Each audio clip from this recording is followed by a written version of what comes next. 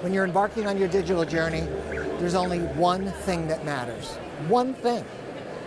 It's what are the business outcomes. It's not about creating cool technology. Yeah, that's fun. But it's how does that cool technology help a customer achieve something that they had, it was more difficult for them to achieve previously.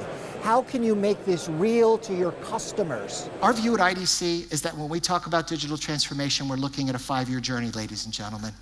Where we are today in 2018 is that 59% of organizations worldwide have these scattered and disconnected strategies for digital transformation. We think that's going to change. We think that in just a couple of years, 50% of the total technology spending will be on data-related investments. When you start a journey, everybody's thinking about all the things that I have to do, the mountains I have to climb, the rivers I have to cross. You need to start with a very clear picture of where you are. A lot of organizations that are implementing digital strategies right now are struggling with a thicket of last generation technologies that they haven't dealt with and rationalized. So number one, know where you are and know what the limitations are of your existing systems and have a strategy to focus on them. The second is as you think about your digital strategies and your digital program, what you're going to experiment with, you need to have a very clear focus on the business outcomes, the customer outcomes, the mission outcomes.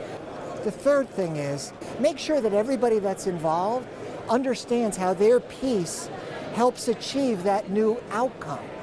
5 years out, we think that 80% of the revenue growth in terms of all the money spent on IT is going to be related to digital offerings. It was really fantastic to see Joe bringing in a bit of a local flavor. He had the international data and put this into a comparison with the local market. So I see that how we shape up against on the global scale. That was great. It's really quite interesting to find out that we're actually more advanced than a lot of companies in the overseas. And I thought, well, that's great. We're actually doing something right finally. There's significant disruptive players by industry, but I think if you're going to look at one broad disruptor, it's going to be the accelerating disruption that we're seeing in financial services. Because in the end, money is the circulatory system for all of the organizations, right? On Monday of this week, Bank of New Zealand announced that they were going to begin processing Alipay. So why did they adopt Alipay, right? They already have a number of different payment channels. And by the way, that cost them money to implement the new technology. It disrupted their existing businesses. It probably had lower fees to Bank of New Zealand than some of the existing mechanisms. So you'd say, well, why would you do something that required extra work and had a lower fee? And the answer is, my customers require me to do it.